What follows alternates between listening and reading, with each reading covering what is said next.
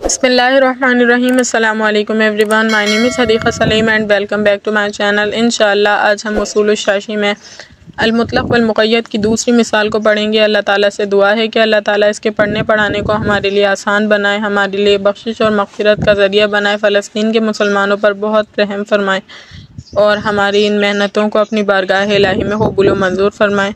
तो बिस्मिल्लाहिर्रहमानिर्रहीम। इससे पहले हमने एक मिसाल पढ़ी थी मुतलक़ और मुक़य्यद की, जिसमें हमने एक मसले को बहुत गौर से देखा था, जिसमें आयत थी कि वज़ू की आयत थी कि अपने चेहरों को धो, अपने हाथों को धो और अपने सर पर मसा करो और अपने दोनों पाँवों को धो टखनों समेत। तो ये आयत थी जिसके बारे में हमने मुख्तलिफ़ मज़ाहिब पढ़े, यानी मुख्तलिफ़ मकातिब फ़िक्र, मुख्तलिफ़ आइम्मा कराम की रायों को और दलीलों को जाना। इमाम शाफ़ी, इमाम मालिक और अस्हाबे ज़वाहिर की दलीलों को पढ़ा। फिर मुसन्निफ़ रहमतुल्लाह अलैह यानी मुसन्निफ़ रहमतुल्लाह अलैह ने जो अहनाफ़ की दलीलों को नक़ल किया है वो भी पढ़ी और हमने एक नतीजा निकाला कि जो किताबुल्लाह का मुतलक़ होता है उसको इतलाक़ पर बाक़ी रखा जाता है।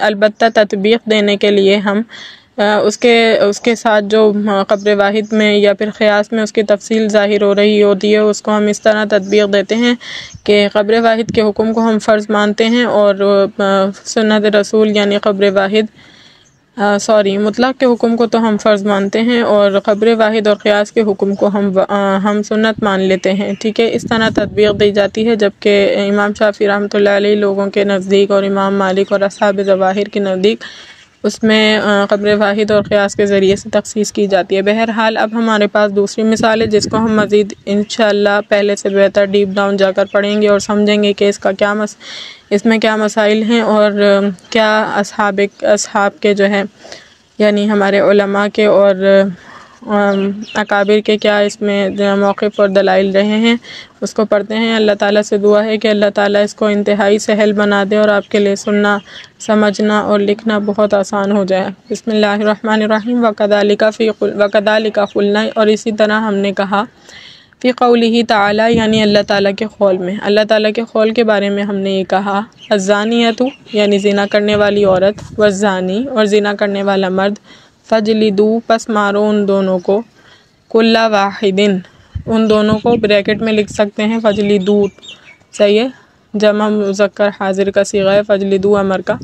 फ़जलिदू मारो तुम लोग, कुल्ला वाहिदिन इनमें से हर एक को, कुल्ला वाहिदिन हर एक, मिन हुमा इन दोनों में से, इनमें से हर एक को, मिअता जल्दतिन 100 कोड़े।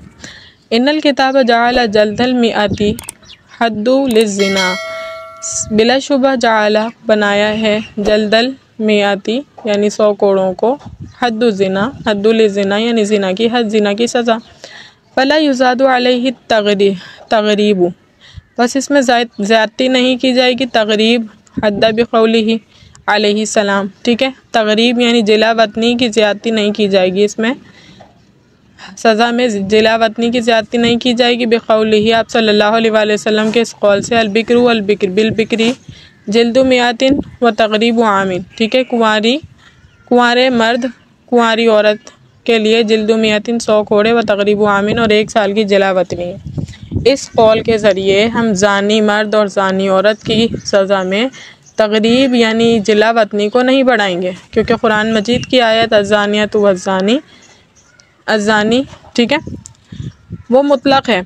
अब देखिए इसकी तफसील, थोड़ी सी इबारत है, बल्कि अमल किया जाएगा बिलक़ब्री अला वजहिन, क़ब्र वाहिद पर इस तौर पर कि ला यतग़य्यरु बिही हुक्मुल किताबी, के नामुतग़य्यर हो किताब का हुक्म।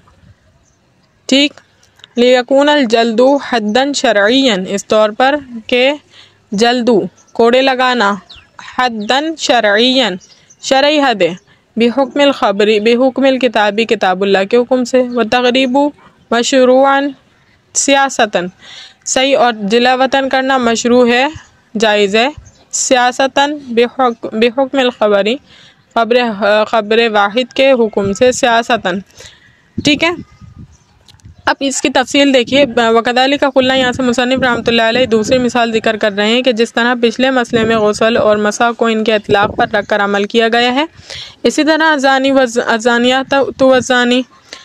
वाली आयत को भी अपने इतलाक़ पर रख कर अमल किया जाएगा, जिस तरह पहली आयत में इतलाक़ पर रख कर अमल किया था। ठीक है, उसमें वज़ू में मुतलक धोने को और मसा करने को फ़र्ज़ करार दिया था। तस्मिया, पैदर पे धोना, तरतीब से धोना, ठीक, और नियत करना शर्त करार नहीं दी थी, तो इसमें भी इसके इतलाक़ पर रख कर अमल किया जाएगा। ख़बर वाहिद के ज़रिए इसमें कोई तक़य्यद नहीं लगाई जाएगी।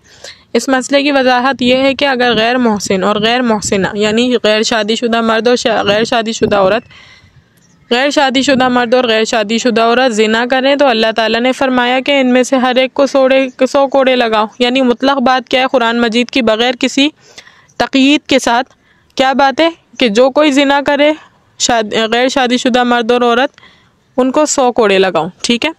अब इमाम शाफी रहमतुल्लाह अलैह का मज़हब क्या है कि 100 कोड़े भी लगाए जाएँ और 1 साल के लिए जिला वतन भी किया जाए।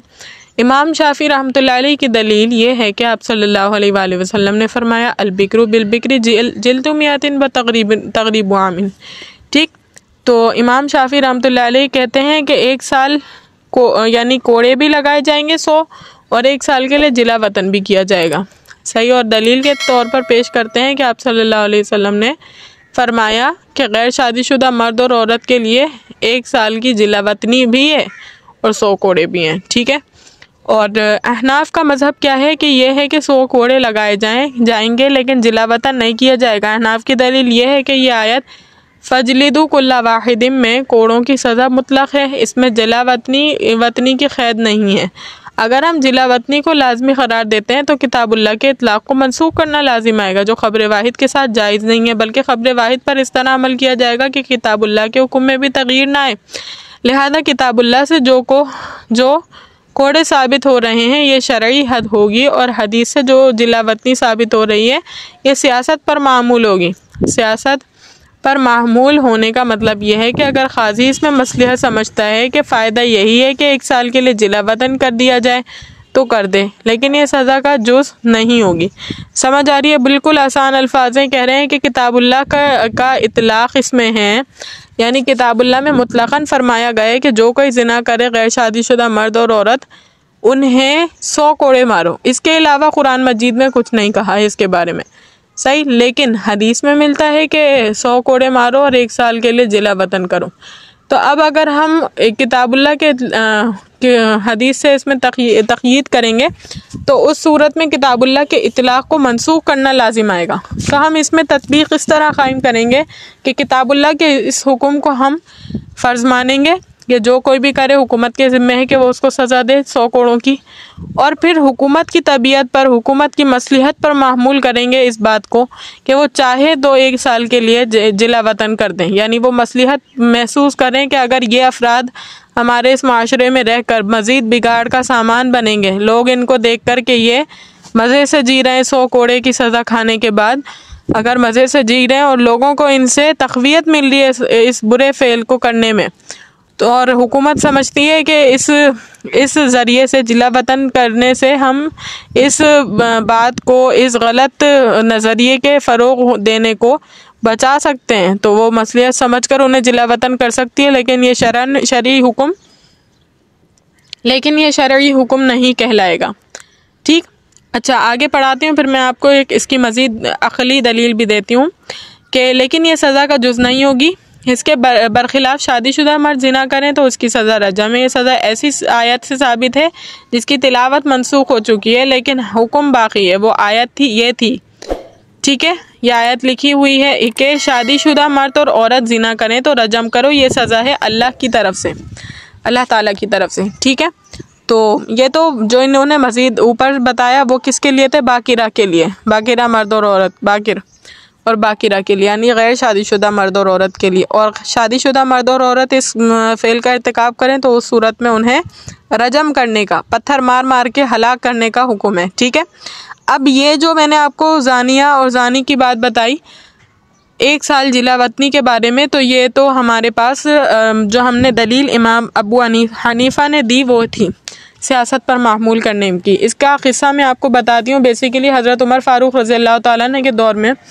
हज़रत उमर फ़ारूक रज़ी अल्लाह तआला अन्हु के सामने किसी ने ज़िना का इर्तिकाब किया, तो उन्होंने उस शख्स को सज़ा देने के बाद 100 कोड़ों की उसे जिला वतन भी कर दिया। ठीक है, फिर वो शख्स जो है ना किसी और जिला वतन होने के बाद मुसलमान था, उससे ज़िना हुआ था, फिर उन्होंने कोड़े लगाए तो वो और फिर उसे जिला वतन कर दिया। तो जिला वतन होने के बाद वो किसी और मुल्क जाने के बाद मुर्तद हो गया। इस्लाम की सज़ा को पाने के बाद जो है ना, इस्लाम से मतलब बगावत कर दी और वहाँ जाकर मुर्तद हो गया।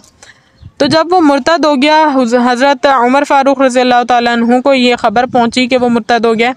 तो हज़रत उमर फ़ारूक रज़ियल्लाहु ताला अन्हु ने फरमाया कि अगर मुझे मालूम होता कि वो मुर्तद हो गया है, अब से मैं किसी को जो है ना जिला वतन नहीं करूँगा। सही, यानी उन्हें अफसोस हुआ कि वो मुर्तद हो गया। तो इस पर आइमा कराम ने ये लिखा है कि हज़रत उमर फ़ारूक रज़ियल्लाहु ताला अन्हु ने कि इस बात को कहने में कि अब मैं किसी को जिला वतन नहीं करूँगा, इस बात की दलील है ये कि ये जो है वो सियासत के मिजाज पर मामूल है, ये कोई शरई हुक्म नहीं है जिला वतन करना। इसलिए कि अगर कोई शरई हुक्म होता, कोई वाजिब और फ़र्ज़ के मामले में होता या सुन्नत भी होती, तो हज़रत उमर फ़ारूक रज़ियल्लाहु ताला अन्हु कभी भी इसके ना करने का नहीं कहते। समझ आया ये कॉन्सेप्ट? उम्मीद करती हूँ लेक्चर अच्छी तरीके से समझ आ गया होगा। अल्लाह ताला से दुआ है कि अल्लाह ताला इसके पढ़ने पढ़ाने को हमारे लिए आसान बनाए। व आखिरु दावाना अनिल हम्दुलिल्लाहि रब्बिल आलमीन। अस्सलामु अलैकुम।